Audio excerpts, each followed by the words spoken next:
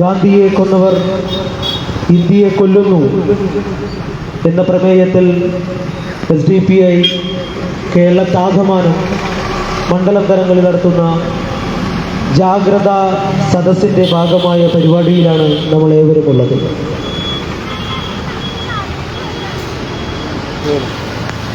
ഏറെ ദുഃഖകരമായൊരു ദിവസം ആണ് ഗാന്ധി കൊല്ലപ്പെട്ട ജനുവരി 30. ഒപ്പം തന്നെ വളരെ അത്ഭുതകരമായ ഒരു ദിവസം കൂടിയാണ് ജനുവരി 30. എങ്ങനെയാണ് ഒരു രാജ്യത്തിൻ്റെ, ആ രാജ്യത്തെ ഏറ്റവും കൂടുതൽ സ്നേഹിക്കപ്പെടുന്ന, ആ രാജ്യത്തിൻ്റെ എല്ലാമായ, ആ രാജ്യത്തിന് വേണ്ടി തൻ്റെ ജീവിതം മാറ്റിവെച്ച ഒരു ശത്രു പോലുമില്ലാത്ത മഹാത്മാഗാന്ധി എന്ന് പറയുന്ന നമ്മുടെ രാഷ്ട്രപിതാവിനെ കൊല്ലപ്പെടുന്നത്? അതും ആ കൊന്നവർ തന്നെ, ആ കൊന്ന ആളുകൾ ഇന്ന് ഇന്ത്യയെ കൊല്ലുകയും ഇന്ത്യയുടെ അധികാരത്തിൽ വിഹരിക്കുകയും ചെയ്യുന്നത് എങ്ങനെയെന്നുള്ളൊരു അത്ഭുതകരമായ ഒരു സംഭവത്തിനുകൂടി നമ്മൾ സാക്ഷ്യം വഹിക്കുകയാണ്. ഏതെങ്കിലും രാഷ്ട്രത്തിന്റെ പിതാവിനെ കൊന്നിട്ട് ആ ജനതയ്ക്ക് പിന്നീട് ആ രാഷ്ട്രത്തിന്റെ അധികാരത്തിൽ എത്താൻ കഴിയുമോ എന്നുള്ളതൊക്കെ വളരെ അത്ഭുതകരമായ കാര്യമാണ്. ആ തരത്തിൽ നമ്മുടെ രാജ്യത്ത് RSSഉം BJPയും എത്തിച്ചേർന്നു എന്നുള്ള ദുഃഖകരമായ ഒരു അവസ്ഥ കൂടി നമ്മൾ നേരിടുകയാണ്. ഇന്നിപ്പോൾ നമ്മളിവിടെ സംസാരിക്കുമ്പോൾ ഒരുപക്ഷെ ഗാന്ധിയുടെ പാർട്ടി എന്ന് പറയുന്ന ഇന്ത്യൻ നാഷണൽ കോൺഗ്രസിന് പോലും ഇന്നത്തെ ദിവസം ഏറെ ആഘോഷിക്കപ്പെടുക അല്ലെങ്കിൽ ഓർമ്മിക്കപ്പെടുകയോ സ്മരിക്കപ്പെടുകയോ ചെയ്യുന്നുണ്ടെന്ന് പോലും തോന്നുന്നില്ല. 1-2 സോഷ്യൽ മീഡിയ പോസ്റ്ററൊക്കെ കണ്ടു. അതിനപ്പുറത്തേക്ക് ഒരു പരിപാടിയോ അദ്ദേഹം കൊല്ലപ്പെട്ടത് എന്തിനായിരുന്നു എന്നുള്ള ചർച്ച സംഘടിപ്പിക്കാൻ പോലും കോൺഗ്രസിന് പറ്റാത്ത ഒരു ദുർബലതയിലാണ് കോൺഗ്രസ് കടന്നുപോയിക്കൊണ്ടിരിക്കുന്നത്. അവിടെയാണ് social Democratic Party of India എന്തുകൊണ്ടാണ് ഗാന്ധി കൊല്ലപ്പെട്ടത് എന്നുള്ള ഒരു ചർച്ച ജനസമൂഹത്തിന് മുന്നിലേക്ക് വെക്കുന്നത്. പ്രിയപ്പെട്ടവരെ, ഞാൻ നേരത്തെ പറഞ്ഞു, ഒരു ശത്രു പോലും ഇല്ലാത്ത നമ്മുടെ രാഷ്ട്രപിതാവ്, അദ്ദേഹം എങ്ങനെയാണ് കൊല്ലപ്പെടുന്നത്? അദ്ദേഹത്തിന് ശത്രു ഉണ്ടാവുന്നത് എങ്ങനെയാണ്? അവിടെയാണ് നമ്മുടെ ഇന്നത്തെ ഈ രാജ്യത്തിന്റെ ശത്രു എന്ന് നമ്മൾ പറയുന്ന, നമ്മൾ വർഷങ്ങളായിട്ട് പറഞ്ഞുകൊണ്ടിരിക്കുന്ന, പ്രത്യേകിച്ച് SDPI പറഞ്ഞുകൊണ്ടിരിക്കുന്ന RSSഉം BJPയും എത്ര ഭീകരരാണ് എന്ന് നമുക്ക് തെളിയിക്കപ്പെട്ടുകൊണ്ടിരിക്കുന്നത്. ഗാന്ധി 1948 ജനുവരി 30 ഇതുപോലൊരു സായാഹ്നത്തിലാണ് ബർള ഹൗസിൽ വെച്ച് നാഥുറാം ഗോഡ്സെ എന്ന് പറയുന്ന RSSകാരനാൽ കൊല്ലപ്പെട്ടത്.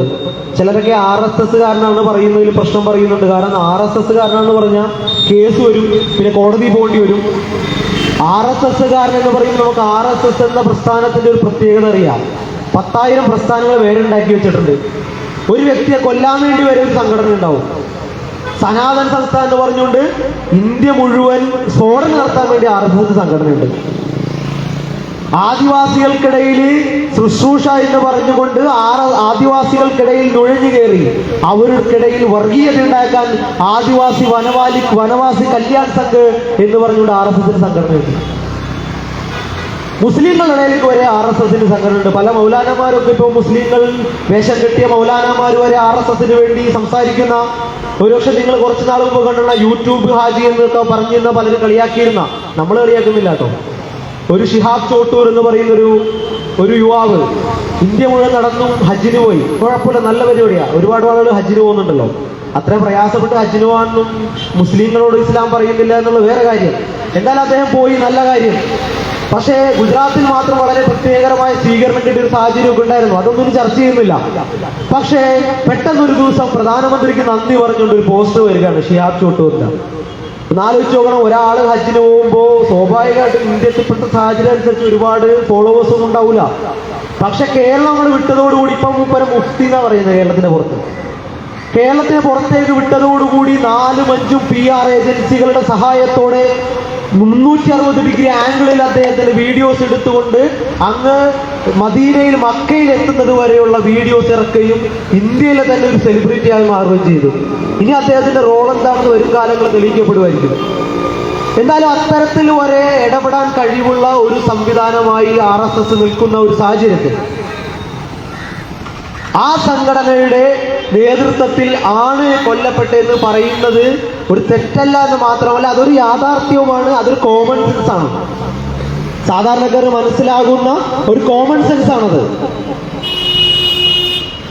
അങ്ങനെ ഇതുപോലൊരു സായാഹ്നത്തില് തന്റെ പ്രാർത്ഥനക്കായി വന്ന ഗാന്ധിക്ക് നേരെ നാഥുറാം ഗോഡ്സെ വെടിവെക്കുകയായിരുന്നു. 3 റൗണ്ട് വെടിവെച്ചു. ആ വെടിയേറ്റ് നമ്മുടെ രാഷ്ട്രപിതാവ് മരണപ്പെട്ടു, വീണു. ആ വീണ ഉടനെ അദ്ദേഹം ഓടി, നാഥുറാം ഗോഡ്സെ ഓടി.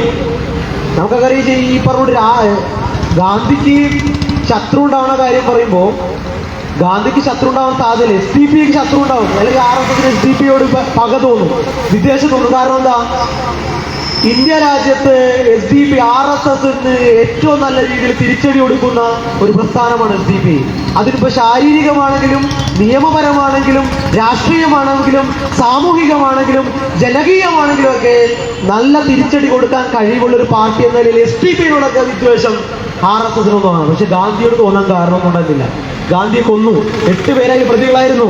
ആരൊക്കെയാണ്? നാഥുറാം ഗോഡ്സെ, നാരായൺ ആപ്തെ, വിഷ്ണു കാർക്കറെ, VD സവർക്കർ, മദൻലാൽ, ഗോപാൽ ഗോഡ്സെ, ദത്താത്രേയ ബർച്ച് എന്ന് പറയുന്ന 8 പേരാണ് RSSന്റെ പ്രവർത്തകരായിട്ടുള്ള 8 പേരാണ് ഗാന്ധി വധത്തില് വിചാരണ നേരിട്ടത്. അതിൽ VD സവർക്കർ എന്ന് പറയുന്ന ഇന്ന് RSSന്റെ താത്വിക ആചാര്യനായിട്ടുള്ള, പ്രത്യേകിച്ച് മാപ്പ് പറയുന്നതിൽ PhD ഒക്കെ എടുത്തിട്ടുള്ള ഒരു മനുഷ്യനാണ്. 7 പ്രാവശ്യമൊക്കെയാണ് മാപ്പ് പറഞ്ഞിട്ടുള്ള മൂപ്പര്. പിന്നെ മൂപ്പര് ഒരു പ്രത്യേകതയുണ്ട്. മാപ്പ് പറഞ്ഞു കഴിഞ്ഞാൽ പിന്നെ മൂപ്പര് വാക്ക് ലംഘിക്കൂല കേട്ടോ. എന്ന് വെച്ചാൽ ബ്രിട്ടീഷുകാർക്ക് മാപ്പ് എഴുതി കൊടുത്തു, ഞാൻ എൻ്റെ നാട്ടിൽ ഒരാളെ ഇന്ത്യൻ സ്വാതന്ത്ര്യ സമരത്തിന് വേണ്ടി വിടുകയില്ല, അവരെ പ്രേരിപ്പിക്കുകയില്ല, അവർക്ക് പ്രചോദനം നൽകില്ല എന്ന് പറഞ്ഞ് പുള്ളി മാപ്പ് പാലിച്ചു. ഒരാളെ പോലും ഉള്ള നാട്ടിൽ നിന്ന് പുള്ളി സ്വാതന്ത്ര്യ സമരത്തിന് വേണ്ടി പണിയെടുപ്പിച്ചിട്ടില്ല. അപ്പോൾ മൂപ്പര് പറഞ്ഞ VD സവർക്കർ പറഞ്ഞത്, നിങ്ങളെല്ലാവരും നിങ്ങളുടെ ഊർജ്ജമൊക്കെ ഇങ്ങനെ കാത്തു വെക്കണം. എന്തിനാണ്? ഇന്ത്യയിൽ വരുന്നൊരു കാലം വരാനുണ്ട്, അപ്പോൾ നിങ്ങൾക്ക് ഉപയോഗിക്കാന്ന് പറഞ്ഞ. എന്ന് വെച്ചാൽ ഇന്ത്യൻ സ്വാതന്ത്ര്യ സമരത്തിന് വഴി കൂടി പോയിട്ട് പോലും ഒരു RSSകാരന്റെ വേർപ്പ് ഇന്ത്യയുടെ സ്വാതന്ത്ര്യത്തിലോ ഇന്ത്യയുടെ സ്വാതന്ത്ര്യത്തിന് വേണ്ടിയുള്ള പോരാട്ടത്തിലോ വീണിട്ടില്ല എന്നുള്ളതാണ് വസ്തുത. വിചാരണ കഴിഞ്ഞു. ഈ വിചാരണയില് VD സവർക്കർ പറഞ്ഞത്, അയാളുടെ പ്രധാന ഭാഗം എന്ന് പറയുന്നത്, കഴിഞ്ഞ 1 വർഷമായിട്ട് ഞാൻ ഗോഡ്സെയെ കണ്ടിട്ടില്ല എന്ന് പറഞ്ഞത്. പക്ഷേ അന്ന് കൊല്ലാൻ വേണ്ടി, ഗാന്ധിയെ കൊല്ലാൻ ജനുവരി 30 രാവിലെ പോകുന്നതിന് മുൻപ് VD സവർക്കറെ കണ്ടു എന്നുള്ള തെളിവുകളുണ്ടായിരുന്നു. പക്ഷേ കോടതി VD സവർക്കറെ വെറുതെ വിട്ടു. ബാക്കി 8 പേരിൽ 2 പേരെ വധശിക്ഷ വിധിച്ചു, ബാക്കി 6 പേരെ ജീവപര്യന്തം തടവ് ശിക്ഷിച്ചു. VD സവർക്കർ മാത്രം രക്ഷപ്പെട്ടു. അന്ന് RSS നിരോധിക്കപ്പെട്ടു. RSS എന്ന് പറയുന്ന ഭീകര സംഘടന ഗാന്ധി വധത്തോടെ നിരോധിക്കപ്പെട്ടു. അതൊരു അരങ്ങേറ്റമായിരുന്നു. ഇന്ത്യയില് RSS ഉയർത്തുന്ന വർഗീയതയുടെ, വിഷത്തിന്റെ, വിദ്വേഷത്തിന്റെ, രാഷ്ട്രീയത്തിന്റെ തുടക്കമായിരുന്നു ഗാന്ധിയുടെ വധം എന്നുള്ളത്. അന്ന് RSS നിരോധിക്കപ്പെട്ടപ്പോ ഈ അടുത്തൊരു പുസ്തകം വായിച്ചു. നമ്മുടെ LK അദ്വാനിയുടെ മൈ ലൈഫ് മൈ നേഷൻ എന്നൊരു ആത്മകഥയുണ്ട്. മൂപ്പരിപ്പോ സൈഡായി പോയി. മൂപ്പരാണ് ഇന്ത്യയില്, LK അദ്വാനിയാണ് ഇന്ത്യയില് എല്ലാവിധ വർഗീയതയുടെയും പിതാവ് എന്ന് പറയാവുന്ന ആള്. ഈ മോദി ഉൾപ്പെടെ വളർത്തിയത്, ഇന്നത്തെ പല സംഘടനകളെയും വളർത്തിയത്, എല്ലാവിധ വർഗീയതക്കും ആക്കം കൂട്ടിയ ആള് LK അദ്വാനിയാണ്. LK അദ്വാനി പക്ഷെ നിന്ദ്യത അനുഭവിച്ചുകൊണ്ടിരിക്കുകയാണ് ഓരോ നിമിഷവും. ഇപ്പോ ആ LK അദ്വാനിയുടെ പുസ്തകത്തിൽ പറയുന്നുണ്ട്, അന്നത്തെ ഇന്ത്യയുടെ ആഭ്യന്തരമന്ത്രിയായിരുന്ന സർദാർ വല്ലഭായ് പട്ടേൽ, വലിയ കോൺഗ്രസ് നേതാവാ. നിങ്ങൾക്ക് അത്ഭുതപ്പെട്ടിട്ടുണ്ടാവും എന്തുകൊണ്ടാണ് ഗുജറാത്തില് മോഡിയുടെ നേതൃത്വത്തിൽ 6000 കോടി രൂപ ചെലവഴിച്ചിട്ട് സർദാർ പട്ടേലിന് വലിയ പ്രതിമയൊക്കെ ഉണ്ടാക്കിയെന്ന്. അതിന് കാരണമുണ്ട്. എന്താണെന്നറിയോ? അന്ന് RSS നിരോധിക്കപ്പെട്ടപ്പോൾ സർദാർ വല്ലഭായ് പട്ടേൽ ഒരു കത്തെഴുതി അന്നത്തെ RSSന്റെ സർസംഘചാലകന്, ഗുരുജി ഗോൾവാൾക്കർ എന്ന് പറയുന്ന ഗോൾവാൾക്കർ ആയിരുന്നു അന്നത്തെ സർസംഘചാലകൻ. അദ്ദേഹത്തിന് കത്തെഴുതി എന്താണെന്നറിയോ? ഞാൻ എന്തോരം പ്രയാസപ്പെട്ടിട്ടാണ് നിങ്ങളുടെ ഈ സംഘടന നിരോധിച്ചത് നിങ്ങൾക്കറിയാമോ? ഞാൻ ഒരുപാട് അഭ്യന്തര ഫൈറ്റ് ചെയ്യേണ്ടി വന്നു. നെഹ്റുവിനെ പോലെ ആളുകളുടെയൊക്കെ സമ്മർദ്ദം കൊണ്ട് മാത്രമാണ്, എനിക്കൊട്ടും തൃപ്തിയില്ല നിങ്ങളെ നിരോധിക്കാൻ. ആലോചിച്ചു നോക്കണം. ഇന്ത്യയുടെ എന്തിന് സർദാർ വല്ലഭായ് പട്ടേലിനെ പോലും വളർത്തിയ, കോൺഗ്രസ്സുകാരനായ സർദാർ വല്ലഭായ് പട്ടേലിനെ പോലും വളർത്തിയ മഹാത്മാഗാന്ധിയെ RSSകാർ കൊന്നിട്ട് RSS നിരോധിക്കപ്പെട്ടപ്പോൾ ഒരു കത്തെഴുതുകയാണ് RSS നേതാവിന്. ഞാൻ ഉദ്ദേശിച്ചിട്ടില്ല, എന്തോരം പ്രയാസപ്പെട്ടു, ഞാൻ ഒരുപാട് വേദന അനുഭവിച്ചു എന്ന് പറയുന്നത്. ആ വേദനക്കാണ് RSS എന്ന് മറുപടി കൊടുക്കുന്ന അദ്ദേഹത്തിന്റെ വലിയ പ്രതിഭ അവിടെ 6000 കോടി രൂപക്ക് വെച്ചിട്ടുള്ളത്. അപ്പൊ അങ്ങനെ RSS നിരോധിക്കപ്പെട്ടു.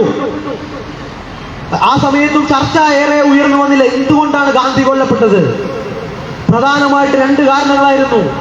നമുക്കറിയാം, ഇന്ത്യ സ്വാതന്ത്ര്യം 1947 കാലഘട്ടത്തില് ഇന്ത്യ വിഭജിക്കപ്പെടുന്നതിന് മുമ്പ്, ഇന്ത്യയിലെ ബ്രിട്ടീഷുകാർ വരുന്നതിന് മുമ്പ് ഇന്ത്യയിലെ മുഗളന്മാരുടെയും മുസ്ലിങ്ങളുടെ നേതൃത്വത്തിലുള്ള ഭരണമായിരുന്നു ഇന്ത്യയിൽ ഉണ്ടായിരുന്നത്. അതൊരു മുസ്ലിങ്ങളുടെ നേതൃത്വത്തിലുള്ള ഭരണമൊന്നും ആയിരുന്നില്ല. അതൊരു ജനാധിപത്യത്തിന് അല്ലെങ്കിൽ മതേതരത്തിന് ഇന്നത്തെ പറയാവുന്ന ഏറ്റവും നല്ല ആധുനിക ഭരണങ്ങളിൽ ഒന്നായിരുന്നു ഇന്ത്യയിൽ നടന്നുകൊണ്ടിരുന്നത്. ആ സമയത്ത് മുഗളന്മാർ ഇരിക്കുമ്പോൾ ലോകത്തിന് എക്സ്പോർട്ടിന്റെ 25% ഇന്ത്യ എന്നായിരുന്നു. ലോകത്തിന്റെ എക്സ്പോർട്ടിൽ 25%. ഇന്ത്യയുടെ GDP വളരെ വലുതായിരുന്നു. വലിയ വളർച്ച ഇന്ത്യക്കുണ്ടായിരുന്നു, സാമ്പത്തികം. എന്തുകൊണ്ടാണ് ബ്രിട്ടീഷുകാർ ഇന്ത്യയിലേക്ക് വന്നത്? ഇപ്പൊ ആലോചിക്കാൻ പറ്റും. കാരണം എന്താ? ഇന്ത്യയിലെ മുഴുവൻ സമ്പത്ത് ഊറ്റിയെടുത്ത് കൊണ്ടുപോകാൻ വേണ്ടിയാണ് ബ്രിട്ടീഷുകാർ ഇന്ത്യയിലേക്ക് വന്നത്. അവര് മുഴുവൻ ഊറ്റിക്കൊണ്ടുപോയി. എന്നിട്ടും ഇന്ത്യക്ക് ഇന്നും പാപ്പരായിട്ടില്ല. നിങ്ങൾ ആലോചിച്ച് നോക്കണം, ഇന്ത്യയുടെ കപ്പാസിറ്റി ആലോചിച്ച് നോക്കണം. ഇന്ത്യ എന്ന് പറയുന്ന നമ്മുടെ രാജ്യത്തിന്റെ ഒരു പൊട്ടൻഷ്യൽ ആലോചിച്ച് നോക്കണം. ഇതാ, ബ്രിട്ടീഷുകാർ അത്രയും ഊറ്റിക്കൊണ്ടുപോയിട്ടും ഈ രാജ്യത്ത് ഇന്നും പട്ടിണിയിലായിട്ടില്ല. അതായത് മുഴുവൻ പട്ടിണിയിലായിട്ടില്ല ഇന്ത്യ. പട്ടിണിയിലായിട്ടുണ്ടെങ്കിൽ ഇന്ത്യ ഭരിച്ച ഗവൺമെന്റുകളുടെ കുറവ് കൊണ്ട് മാത്രമാണ് പട്ടിണിയായിട്ടുള്ളൂ. അപ്പോൾ ഇന്ത്യയിലെ ഇനി ഒരിക്കൽ കൂടി മുസ്ലിങ്ങൾ ശക്തരാണ്. ഇന്ത്യയില് 1947 സമയത്ത് വിഭജനം വരുന്നതിന് മുമ്പ് മുസ്ലിങ്ങൾ ശക്തരാണ്. 1941 സെൻസസ് ഡാറ്റ പറയുന്നത് അന്ന് 26% ഇന്ത്യയിൽ മുസ്ലിങ്ങളുണ്ടായിരുന്നു. എന്ന് വെച്ചാൽ 4-1 മുസ്ലിങ്ങളായിരുന്നു ഇന്ത്യയിൽ. ഇന്നിപ്പോ 12%-ത്തിനടുത്തായി മുസ്ലിങ്ങള്. അന്ന് അത്രയും ശക്തമായ സംവിധാനം മുസ്ലിങ്ങളുണ്ടായിരുന്നു. അപ്പോ സവർക്കർ പോലുള്ള ആളുകൾ ആലോചിച്ചു, ഇന്ത്യയിൽ മുസ്ലിങ്ങൾ ശക്തരായാൽ എന്ത് ചെയ്യും? മുസ്ലിങ്ങൾക്ക് ഉൾപ്പെടെ എല്ലാവർക്കും അധികാരം കിട്ടും. അത് പറ്റില്ല. ആർക്ക് വേണം? RSSന്റെയും ബ്രാഹ്മണിസത്തിന്റെയും നേതൃത്വത്തിൽ തന്നെ അധികാരം നിൽക്കണം. അതിനുവേണ്ടി 1937 ആദ്യമായിട്ട് ഇന്ത്യ വിഭജിക്കണം എന്നുള്ള ആശയം പറഞ്ഞത് VD സവർക്കറാണ്, മുസ്ലിം ലീഗ് അല്ല. മുസ്ലിം ലീഗിൽ വിഭജിക്കുമ്പോൾ ഇപ്പൊ മുസ്ലിം ലീഗിന്റെ തലയിലാണല്ലോ എന്താ ഇന്ത്യ വിഭജനത്തിന്റെ ആശയം നിൽക്കുന്നത്. മുസ്ലിം ലീഗ് ഇന്ത്യ വിഭജിക്കണം എന്ന് പറയുന്നതിന്റെ 3 വർഷം മുമ്പ് ഹിന്ദു മഹാസഭ എന്ന് പറയുന്ന സംഘടനയുടെ ദേശീയ സമ്മേളനത്തിൽ വെച്ച് VD സവർക്കർ 1937 പറഞ്ഞു എന്ത്? ഇന്ത്യ വിഭജിച്ച് മുസ്ലിങ്ങളെ വേറെ രാജ്യമാക്കണമെന്ന്. അപ്പൊ എന്താ ഗുണം? മുസ്ലിങ്ങൾ അപ്പുറത്തേക്കും ഇതേണ്ടായി നിൽക്കും. അതായിരുന്നു VD സവർക്കറുടെ ലക്ഷ്യം. അതുകൊണ്ട് ഇന്ത്യ വിഭജനത്തിന്റെ പഴി ആദ്യമായിട്ടും അവസാനമായിട്ടുമെല്ലാം VD സവർക്കറിന്റെയും RSSന്റെയും തലയിലാണ്. RSSന്റെ ഉത്തരവാദി അവർക്കായിരുന്നു ആവശ്യം. നമ്മുടെ വൈക്കം മുഹമ്മദ് ബഷീറിന്റെ ഒരു പുസ്തകമുണ്ട്, ഇന്ത്യയില് മുസ്ലിങ്ങൾ വിഭജിക്കപ്പെട്ടില്ലായിരുന്നുവെങ്കിൽ എന്താകുമായിരുന്നു അവസ്ഥ എന്നുള്ളത്, മുസ്ലിങ്ങൾ ശക്തരാകുമായിരുന്നു അവസ്ഥ. ഇനി എന്തായാലും അതൊന്നും പറഞ്ഞിട്ട് കാര്യമില്ല. പക്ഷേ RSSന്റെ അജണ്ടയിൽ മുസ്ലിം ലീഗ് വീണു. RSSന്റെ അജണ്ടയിൽ മുസ്ലിം ലീഗ് വീണു. മുസ്ലിങ്ങളിലെ വിദ്യാഭ്യാസമുള്ള ആളുകൾ അപ്പുറത്തേക്ക് പോയി. അപ്പോൾ ഇവിടെ RSS ചിന്തിച്ചു, ഇനി ഞങ്ങളുടെ കൈകളിലേക്ക് ഭരണം വന്നം. കലാപങ്ങൾ തുടങ്ങി. ഇന്ത്യ മുഴുവൻ കലാപങ്ങള്, പാലായനങ്ങളുടെ പേരിൽ അക്രമങ്ങള്, ഇതിനെല്ലാം നേതൃത്വം കൊടുത്തത് അന്നും RSSും ഹിന്ദു മഹാസഭ തന്നെയായിരുന്നു. എന്നുവെച്ചാൽ ഹിന്ദുക്കളുടെ സംഘടന അല്ല കേട്ടോ, RSS ഉണ്ടാക്കിയ ഹിന്ദു മഹാസഭ. അക്രമം നടന്നു. ആ സമയത്ത് ഗാന്ധി എന്ത് ചെയ്തു? ഗാന്ധിക്ക് ഇതൊന്നും അംഗീകരിക്കാൻ കഴിയില്ല. ഇന്ത്യയിലെ ജനങ്ങൾ മുസ്ലിങ്ങളും ഹിന്ദുവും തമ്മിൽ ആക്രമിക്കുന്നത്, കലാപമുണ്ടാവുന്നത് ഗാന്ധിക്ക് ഉൾക്കൊള്ളാൻ കഴിയില്ല. ഗാന്ധി അന്ന് പാനിപ്പറ്റ് എന്ന പ്രദേശത്ത് അന്ന് കലാപരൂക്ഷമായിരുന്നപ്പോൾ അവിടെ ചെന്നപ്പോൾ അവിടുത്തെ RSSകാര് വർഗീയവാദികൾ ഗാന്ധിയോട് പറഞ്ഞു, ഞങ്ങൾ ബലാത്സംഗം ചെയ്യുന്നത് നിങ്ങളുടെ പെൺകുട്ടി സ്ത്രീകളെയല്ലോ, ഞങ്ങൾ കൊല്ലുന്നത് നിങ്ങളുടെ മക്കളെയല്ലോ, ഞങ്ങൾ കൊല്ലുന്നത് നിങ്ങളുടെ പുരുഷന്മാരെയല്ലോ, പിന്നെ എന്തിനാണ് മഹാത്മാഗാന്ധി ഇവിടെ വന്ന് മുസ്ലിങ്ങൾക്ക് വേണ്ടി സംസാരിക്കുന്നത് എന്ന് RSSകാരുടെ ചില വർഗീയവാദികൾ ചോദിച്ചു പാനിപ്പറ്റില്. അന്ന് ഗാന്ധി പറഞ്ഞു, ഇവിടെ കൊല്ലപ്പെട്ടുകൊണ്ടിരിക്കുന്നവർ എന്റെ സഹോദരങ്ങളാണ്, ഇവിടെ കൊല്ലപ്പെട്ട സഹോദരിമാർ എന്റെ സഹോദരിമാരാണ്, ബലാത്സംഗം ചെയ്യപ്പെട്ടത് എന്റെ സഹോദരിമാരാണ്, അതുകൊണ്ട് ഞാൻ ഇവിടെ പോരാട്ടത്തിന് വേണ്ടി ഉറച്ചു നിൽക്കും എന്ന് പറഞ്ഞ് അവിടെ പോരാടാൻ വേണ്ടി അവിടെ തന്റെ സത്യാഗ്രഹ മാർഗത്തില് അവിടെ പോരാട്ടത്തിന് ഗാന്ധി മുമ്പിലേക്ക് വന്നു. അത് RSSന് പിടിച്ചില്ല. കാരണം എന്താ?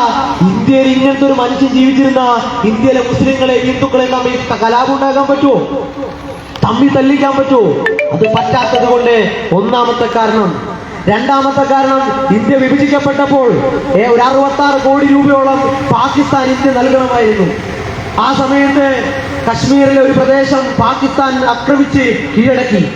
അതോടുകൂടി ഇന്ത്യൻ ഗവൺമെന്റ് തീരുമാനിച്ചു പാകിസ്ഥാൻ ആ പൈസ കൊടുക്കേണ്ട തീരുമാനിച്ചു. അപ്പൊ ഗാന്ധി പറഞ്ഞൊരു കാര്യമുണ്ട്, അവർ അക്രമം കാണിച്ചിട്ടുണ്ട്, അവർ പാകിസ്ഥാനി അക്രമം കാണിച്ചിട്ടുണ്ട്, പക്ഷേ നമ്മൾ കൊടുത്ത വാക്ക് ലംഘിക്കാൻ അതൊരു കാരണമല്ല എന്ന് പറഞ്ഞുകൊണ്ട് ഗാന്ധി സത്യാഗ്രഹം തുടങ്ങി. 74 വയസ്സുകാരനായ ഗാന്ധി സത്യാഗ്രഹം വരുന്നു. അതോടുകൂടി ഇന്ത്യൻ ഗവൺമെന്റ് പ്രതിസന്ധിയിലായി. പറ്റുന്ന ക്യാബിനറ്റ് കൂടി തീരുമാനമെടുക്കുന്നു പാകിസ്ഥാന് കൊടുക്കാനുള്ള 66 കോടി രൂപ ഉടൻ കൊടുക്കാനെന്ന്.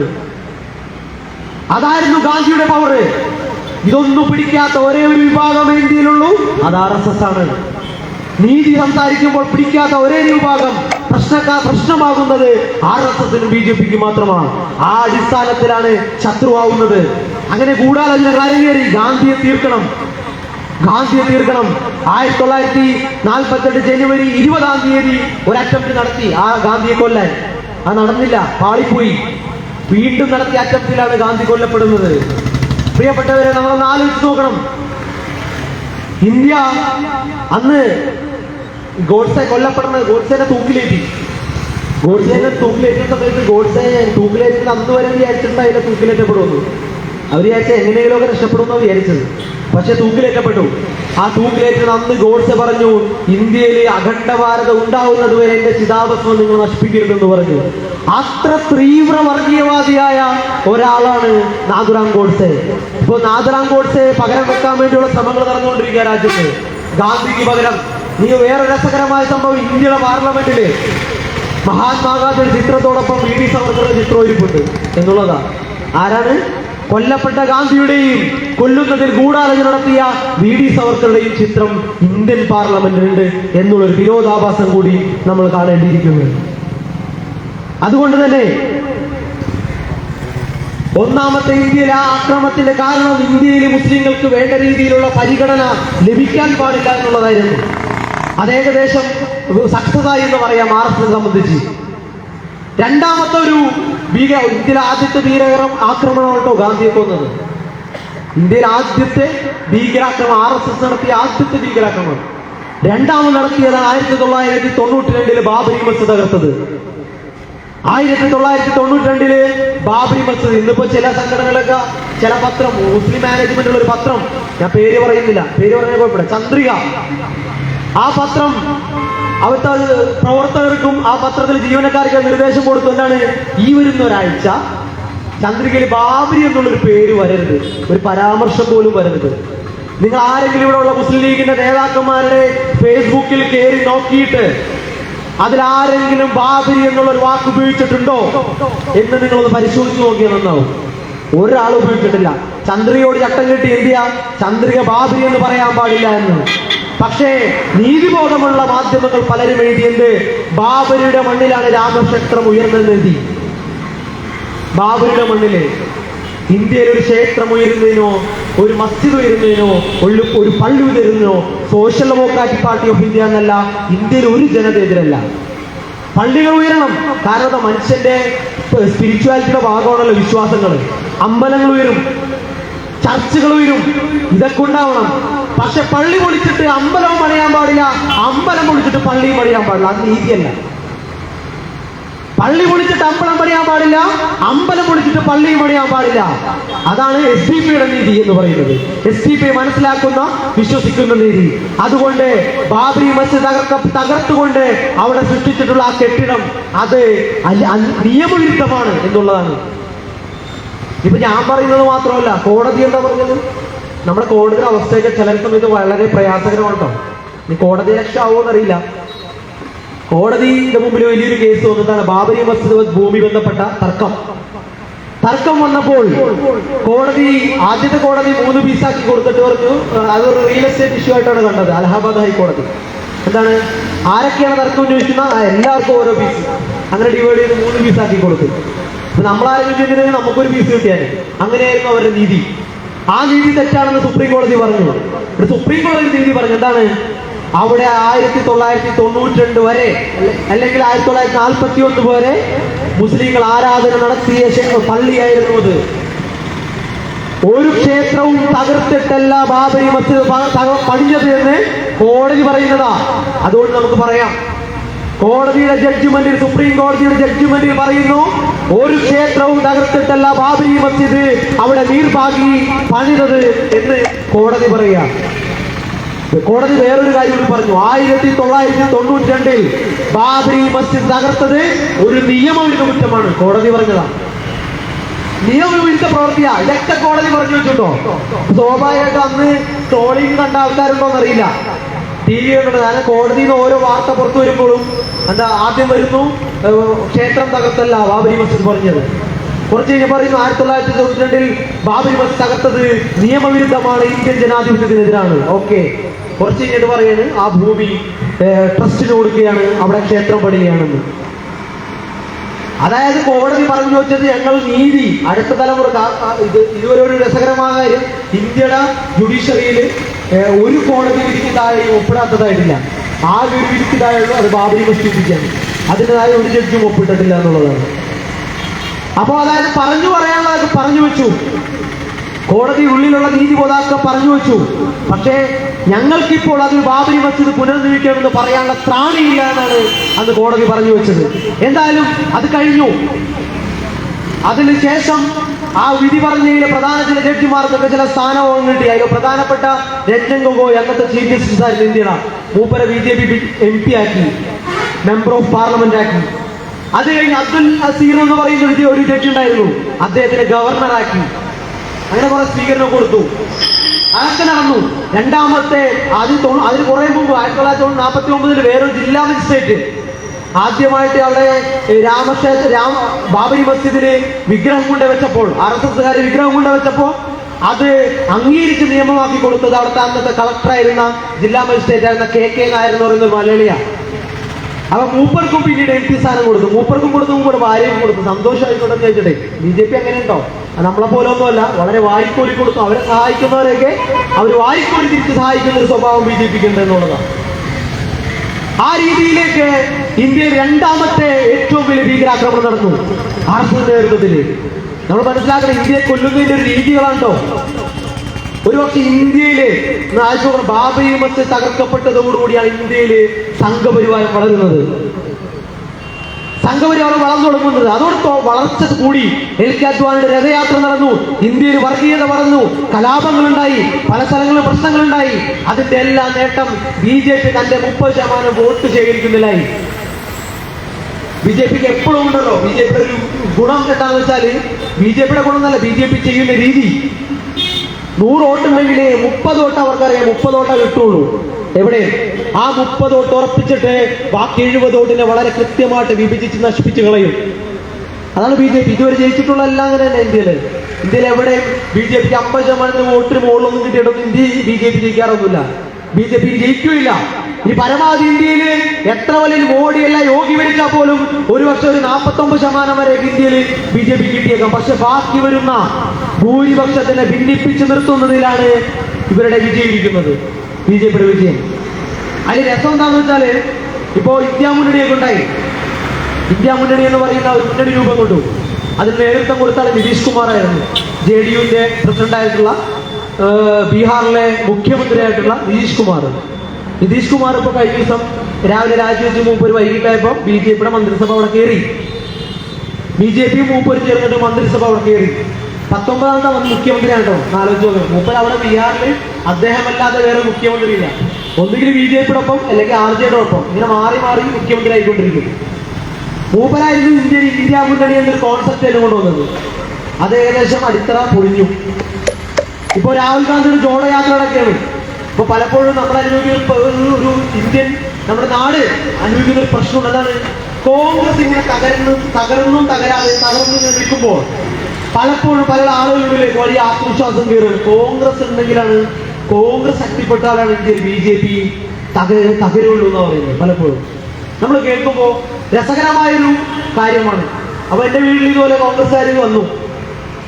അപ്പൊ കോൺഗ്രസ്സുകാർ വന്നപ്പോ ഞാൻ ഉമ്മാട് പറഞ്ഞു വെച്ചിട്ടുണ്ടായിരുന്നത്, കോൺഗ്രസ്സുകാർ വരുമ്പോ ചോദിക്കേണ്ട 2 ചോദ്യങ്ങൾ.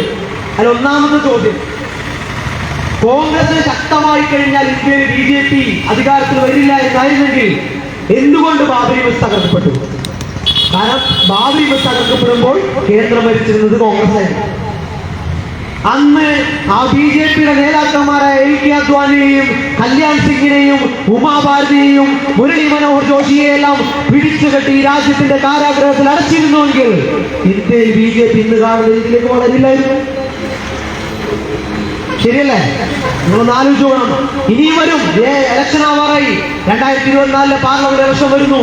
അപ്പൊ നമ്മുടെ മുമ്പിലേക്ക് കോൺഗ്രസ്സുകാർ വീണ്ടും വരും. ലാസ്റ്റ് ബസ്സാണ് ഞങ്ങൾ എന്ന് പറഞ്ഞിട്ട് വരും. എന്താണ് ലാസ്റ്റ് ബസ്? 2019 ലാസ്റ്റ് ബസ് ആയിരുന്നു, അതിപ്പോ ഏകദേശം പൊളിഞ്ഞു. വീണ്ടും ലാസ്റ്റ് ബസ് എന്ന് പറഞ്ഞു വരും. അപ്പൊ ചോദിക്കണം, നിങ്ങൾ ഓരോരുത്തരും ഗുജറാത്ത് കലാപത്തിലെ 3000-ഓളം പേരെ ആക്രമിച്ച് കൊലപ്പെടുത്തുമ്പോൾ ആ കൊലപ്പെടുത്തലിന് നേതൃത്വം കൊടുത്ത, സ്റ്റേറ്റ് സ്പോൺസേർഡ് കലാപത്തിന് നേതൃത്വം കൊടുത്ത അന്നത്തെ മുഖ്യമന്ത്രി നരേന്ദ്രമോദിയെ CBI വിട്ടിട്ട് പിടിക്കാനോ അറസ്റ്റ് ചെയ്യാനോ കോൺഗ്രസ് തയ്യാറായിരുന്നെങ്കിൽ ഇന്ന് ഈ രാജ്യം കാണുന്ന രീതിയിലേക്ക് രാജ്യത്താമസം വഷളാവില്ലായിരുന്നു. അപ്പൊ ഇവിടെ പോയി കോൺഗ്രസ്. അപ്പൊ കോൺഗ്രസ് വിചാരിച്ചു കുറച്ചൊക്കെ RSS ഒക്കെ സ്ട്രോങ് ആവട്ടെ. കാരണം എന്താ, സ്ട്രോങ് ആയിട്ടുണ്ടെങ്കിൽ ഇപ്പോഴത്തുള്ള മുസ്ലിങ്ങളൊക്കെ ഒന്ന് പേടിക്കും. അപ്പൊ അവരൊക്കെ നമ്മുടെ ഒപ്പം നിൽക്കും. വളരെ സിമ്പിളായിട്ട് കോൺഗ്രസ് തിരിച്ചു. മൃദു ഹിന്ദുത്വം പറയട്ടെ. കാരണം എന്താ, RSSനെ ഒന്ന് ചെറുതായിട്ട് തലോടാം. അപ്പൊ എന്തു പറ്റും? ഇവരും മുസ്ലിങ്ങൾ ഉൾപ്പെടെ ആൾക്കാർ ഭയപ്പെട്ട് നിൽക്കും. ഇതല്ലേ സംഭവിച്ചുകൊണ്ടിരിക്കുന്നത്? ഇപ്പൊ കർണാടകയിൽ എല്ലാവരും കൂടി ഒരുമിച്ച് കൂടിയിട്ട് BJPയുടെ സർക്കാരിനെ മാറ്റി കർണാടകയിൽ കോൺഗ്രസിന്റെ സർക്കാരിനെ കയറ്റി. എന്താ ഇപ്പൊ സംഭവിച്ചുകൊണ്ടിരിക്കുന്നത്? അന്ന് വലിയ മിഷിഹായിരുന്നു പലരുടെയും. DK ശിവകുമാർ എന്നിട്ട് പറയുകയാണ്, ഇന്ത്യയിൽ രാമക്ഷേത്രം അവിടെ വിശ്വാസത്തിന്റെ ഭാഗമാണ്, അവിടെ ഞങ്ങൾ പോകും, എല്ലാവരും പോകണം. ഇന്ത്യയിലെ ഏത് ക്ഷേത്രത്തിലേക്കും ഏത് വിശ്വാസിക്കും പോവാം. പക്ഷേ അയോധ്യയിൽ വരുന്ന രാമക്ഷേത്രത്തിലും അതിനപ്പുറം 25 കിലോമീറ്റർ വരുന്ന പള്ളിയിലും പോകുന്നവരെല്ലാം RSSന്റെ ആളുകളാണ്. അപ്പുറം പള്ളി ഒഴിയുന്നുണ്ട് 25 കിലോമീറ്റർ, അവിടെ ഒരു മുസ്ലിം ആരും പോകാൻ പോകുന്നില്ല. നിങ്ങൾ ആലോചിച്ച് നോക്കോ, അവിടെ ഒരു പള്ളി പണി കൊടുക്കാൻ പോകുന്നുണ്ട് പകരമായിട്ട്. അവിടെ പോകാൻ പോകുന്നതും RSSന്റെ മുസ്ലിങ്ങളാണ്. അപ്പൊ അതുകൊണ്ട് തന്നെ അവിടുത്തെ രാമക്ഷേത്രം എന്ന് പറയുന്ന രാമക്ഷേത്രത്തിലും അവിടെ 25 കിലോമീറ്റർ അപ്പുറമുള്ള പള്ളിയിലും പോകുന്നവരൊക്കെ RSSകാരാ, അല്ലെങ്കിൽ RSSന്റെ അജണ്ടകളിൽ വീണവരാ. ഇന്ത്യയിൽ ഒരുപാട് ക്ഷേത്രമുണ്ട്, എല്ലാം ഇവിടെ വേണമെങ്കിലും പോകാം. ഒരുപാട് പള്ളികളുണ്ട്, അവിടെയൊക്കെ പോകാം. അതൊന്നും ആരുടെയും ആരാധനകളിൽ ആക്രമിച്ചത് കീഴടക്കിയതല്ല. അപ്പൊ അതുകൊണ്ട് തന്നെ ഇപ്പൊ ശശി തരൂർ കഴിഞ്ഞ ദിവസം പറഞ്ഞു, ഇതുപോലെ കേരളത്തിൽ മറ്റൊരു വിഷയമാണ് കോൺഗ്രസിന്റെ ശശി തരൂർ. മൂപ്പരോട് മുസ്ലിങ്ങളെല്ലാവരും കൂടി കൂടിയിട്ട് ആ പള്ളി അങ്ങോട്ട് കുടിച്ചു കൊടുത്തിരുന്നെങ്കിൽ ഈ പ്രശ്നമൊക്കെ ഉണ്ടാകുന്നു എന്ന് ചോദിച്ചു. അതിനുള്ള മറുപടി ഇപ്പൊ എല്ലാവരും മനസ്സിലുണ്ടാവും, അതുകൊണ്ട് ഞാൻ പറയുന്നില്ല. ഒന്ന് ആലോചിച്ച് നോക്കണം, ആളുകളുടെ ചിന്തകൾ ഏത് തരത്തിലേക്കാണ് പോയിക്കൊണ്ടിരിക്കുന്നതെന്ന്. അപ്പോൾ ഞാൻ പറഞ്ഞു വന്നത്, ആ രീതിയിലേക്ക് ഇന്ത്യയിലെ ഒരു മാറ്റം ഉണ്ടാവണമെങ്കിൽ കോൺഗ്രസ് മതി എന്നുള്ള ഒരു തോന്നൽ മാത്രം സംഭവിച്ചുകൊണ്ടിരിക്കുന്നു, അല്ലെങ്കിൽ അത് തകർന്നുകൊണ്ടിരിക്കുന്നു. ഇന്ത്യയിൽ പിന്നെ കോൺഗ്രസിന് ഇപ്പൊ അധികം കാലൊന്നും മുന്നോട്ട് പോകാൻ പോകുന്നില്ല. കാരണം എന്താ, ഒന്ന് RSSന്റെ അജണ്ടയുണ്ട് കോൺഗ്രസ് മുക്ത ഭാരതം എന്നുള്ളത്. ഏകദേശം അതിലേക്ക് തീരുമാനമായിക്കൊണ്ടിരിക്കുന്നു. ഇന്നിപ്പോ BJPയുടെ ഭൂരിപക്ഷം നേതാക്കന്മാരും കോൺഗ്രസിൽ അങ്ങോട്ട് പോയി വരാം. അപ്പൊ അതുകൊണ്ട് തന്നെ കോൺഗ്രസ് മുക്ത ഭാരതം എന്നുള്ള ഒരു അജണ്ട RSS വെക്കുന്നു. ഒപ്പം കോൺഗ്രസ് അതിനേക്കാൾ ആശയപരമായിട്ട് ദുർബലപ്പെട്ടുകൊണ്ടിരിക്കുന്നു. അതുകൊണ്ട് ഇനി ഒരു ബദലായിട്ട് നിൽക്കാൻ ഇന്ത്യയിലെ കോൺഗ്രസിന് കഴിയില്ല. ഞാൻ നമ്മുടെ നേരത്തെ പറഞ്ഞു പോകുന്നത് കോടതിയിലേക്കായിരുന്നു. ഇപ്പൊ ഇന്ന് ഒരു വിധി വന്നിരിക്കുന്നു. SDP പ്രവർത്തകർ ഉൾപ്പെടെയുള്ള ആളുകൾ പ്രതികളായിട്ടുള്ള ഒരു കേസിൽ കേരള ചരിത്രത്തിൽ ആദ്യമായിട്ട് അതിലെ മുഴുവൻ പ്രതികൾക്കും വധശിക്ഷ വിധിച്ചുകൊണ്ട് കോടതിയുടെ ആലപ്പുഴ കോടതിയുടെ ഒരു ഓർഡർ വന്നിരിക്കുന്നു. നമ്മൾ നിയമപരമായിട്ട് അതിന് പോകും, അപ്പീൽ പോകും. ആ വിധി അനീതിയാണെന്നും അക്രമമാണെന്നും അതിനെതിരെ അപ്പർ കോടതിയിൽ പോയിക്കൊണ്ട്, അപ്പെക്സ് കോടതിയായ സുപ്രീം കോടതി പോയിക്കൊണ്ട് നമ്മൾ നീതിക്ക് വേണ്ടി പണിയെടുക്കും എന്നുള്ളത് SDPയുടെ ഒരു വാഗ്ദാനമാണ്. ഞങ്ങൾ ചെയ്യുന്നില്ല. പക്ഷെ അതിനപ്പുറം നമ്മൾ ചർച്ച ചെയ്യേണ്ട ഒരു കാര്യമുണ്ട്. എന്താണ്? കൂടാതെ അതിന് നേരിട്ട് പങ്കാളിയല്ലാത്ത ഈ സംഭവം നടന്നു എന്ന് പറയുമ്പോൾ അവിടെ ഇല്ലായിരുന്നില്ല എന്ന് പറയുന്ന ആൾക്ക് വരെ ശിക്ഷ കൊടുത്തിരിക്കുന്നു. വൈകാരികതയൊക്കെ ആവാം, അതിവൈകാരികത ആവുന്ന പ്രശ്നമുണ്ടല്ലോ. അതിവൈകാരികതയാണ് സംഭവിച്ചുകൊണ്ടിരുന്നത്. എന്താണ് അവിടെ? ഷാൻ എന്ന് പറയുന്ന ഞങ്ങളുടെ പ്രിയങ്കരനായ SDP-യുടെ സംസ്ഥാന സെക്രട്ടറിയെ RSSകാർ ഇരുട്ടിന്റെ മറവിൽ വന്നിട്ട് കൊലപ്പെടുത്തി. അതിന്റെ പിറ്റേ ദിവസം RSSന്റെ ന്യൂനപക്ഷ മോർച്ചയുടെ സംസ്ഥാന സെക്രട്ടറി ആയിട്ടുള്ള ശ്രീനിവാസൻ എന്ന് പറയുന്ന നേതാവ് കൊല്ലപ്പെട്ടു. യഥാർത്ഥത്തിൽ അവിടെ പ്രശ്നം ഉണ്ടാക്കിയതാരാ? ആദ്യമൊന്നുമല്ലേ. ആ കേസില് ഇതുവരെ പ്രോസിക്യൂട്ടറെ പോലും വെച്ചിട്ടില്ല. ആ കേസില് വേണ്ട വിധത്തിൽ മുന്നോട്ട് പോകുന്നില്ല. അതിലെ മുഴുവൻ പ്രതികൾക്കും ജാമ്യം കൊടുത്തിട്ട് അവർ സ്വൈര്യ വിഹാരം നടത്തുന്നു. ഒന്നാമത്തെ കേസാണ് ഗൂഢാലോചന നിൽക്കുന്ന കേസ്. കാരണം എന്താ? അതിലാണ് ഗൂഢാലോചന നടന്നിട്ടുള്ളത്. ഒരു പാർട്ടിയുടെ സംസ്ഥാന സെക്രട്ടറിയെ കൊല്ലാൻ വേണ്ടി വർഷങ്ങൾ നീണ്ട ഗൂഢാലോചന നടത്തിയിട്ട് കൊന്ന സംഭവമാണ് പ്രിയപ്പെട്ട സഹോദരൻ ഷാൻ സാക്ഷ്യം. ആ കേസിലാണല്ലോ ഗൂഢാലോചന ഉണ്ടാവുക. അതിനാണല്ലോ ദേശീയ നേതാക്കന്മാർ പങ്കിടാവുക. മത്സരത്തിൽ ലങ്കേരിയപ്പോഴുള്ള നേതാക്കന്മാർ ആലപ്പുഴ പോയതൊക്കെ അതുമായി ബന്ധപ്പെട്ടാണ്. അതിലേക്കൊന്ന് അന്വേഷണം പോകണ്ടേ? അതൊന്നും പോയില്ല. പകരം അതിൽ തൊട്ട് ദിവസം സ്വാഭാവികമെന്നോണം പ്രത്യാക്രമണമെന്നോണം കൊല്ലപ്പെട്ട RSSന്റെ നേതാവ്. RSS നേതാവിന്റെ കേസില് വിധി വന്നിരിക്കുന്നു. പ്രോസിക്യൂട്ടർ വെച്ചു. ആരാണ് പ്രോസിക്യൂട്ടർ? RSSകാരൻ. അവർ പറയുന്ന ആളെ വെച്ചു. മുഴുവൻ പ്രതികൾക്ക് ഒരാൾക്ക് പോലും അല്പം പോലും ജാമ്യം കൊടുക്കാതെ ജയിലിലിട്ടു. ഇത് നടത്തുന്നത് കേരളത്തിലാണോ? രസകരമായതാണ്. കേരളത്തിലെ മുഖ്യമന്ത്രി പിണറായി വിജയൻ ഭരിക്കുന്ന കേരളത്തിലാണ് നടന്നുകൊണ്ടിരിക്കുന്നത്. RSSന്റെ ഊരിപ്പിടിച്ച വാളിന്റെ ഇടയിൽ കൂടി നടന്നു എന്നൊക്കെ പറയുന്ന നമ്മുടെ മുഖ്യമന്ത്രി. കഴിഞ്ഞ രസകരമായ സംഭവം ഉണ്ടായി. മുഖ്യമന്ത്രി പെട്ടില്ല. കാരണം എന്താ? മോളുടെ കേസ് ED അന്വേഷിച്ചുകൊണ്ടിരിക്കും. അതിന് രൂക്ഷമായി. മൂപ്പരുടെ വീക്ക്നെസ്സാണ് മകളാണ്. ഇപ്പൊ എല്ലാവരും എങ്ങനെയാണല്ലോ, നമ്മുടെ എല്ലാവരും വീക്ക്നെസ്, നമ്മുടെയൊക്കെ ഒരു ദുർബലതയ്ക്ക് നമ്മുടെ മക്കള്. പിണറായി വിജയൻ അങ്ങനെയൊക്കെ തന്നെയാ. മൂപ്പരുടെ മകളിലൂടെ കുറെ ബിസിനസ് നടത്താൻ നോക്കി. ആ ബിസിനസ് നിലനിൽക്കാൻ ഇപ്പോ എറണാകുളത്ത് ഒരു കരിമല്ല് തമിഴിൽ നടത്തുന്ന ഒരു കമ്പനിയിൽ നിന്ന് 1.5 കോടി രൂപ മകൾക്ക് ലഭിച്ചു. എന്തിനാണ് ലഭിച്ചതെന്ന് പ്രത്യേകിച്ച് കാരണമൊന്നുമില്ല. ED അന്വേഷണം നടന്നു. ഇപ്പോ കുടുംബം എന്ന അവസ്ഥ വന്നപ്പോ ഇതുവരെ പതിവില്ലാത്ത രീതിയിൽ കഴിഞ്ഞ ദിവസം പ്രധാനമന്ത്രി കൊച്ചിയിൽ വന്നപ്പോൾ സ്വീകരിക്കാൻ വേണ്ടി പിണറായി വിജയൻ മുഖ്യമന്ത്രി പോയി. ആദ്യമായിട്ടാ. അല്ലെങ്കിൽ പോയിട്ടൊക്കെ ഉണ്ട്. പക്ഷെ മൂപ്പര് രാവിലെ പോകുന്നു, പ്രധാനമന്ത്രി പോകാൻ നേരത്തും പോകുന്നു. വലിയ ഒരു വിധേയത്വം, നിങ്ങൾ ഇതുവരെ കാണാത്തൊരു വിധേയത്വം അന്ന് നമ്മൾ കണ്ടു. രാവിലെ വരുമ്പോ സ്വീകരിക്കാൻ, വൈകിട്ട് പറഞ്ഞയക്കാൻ മുഖ്യമന്ത്രി. രണ്ടിന് മുഖ്യമന്ത്രി. ആരാണ്? കേരളത്തിലെ CPMന്റെ ഉന്നത നേതാവായ കേരളത്തിലെ മുഖ്യമന്ത്രിയാണ്. പേടിച്ചു തുടങ്ങിയിരിക്കുന്നു, ഭയപ്പെട്ടു തുടങ്ങിയിരിക്കുന്നു.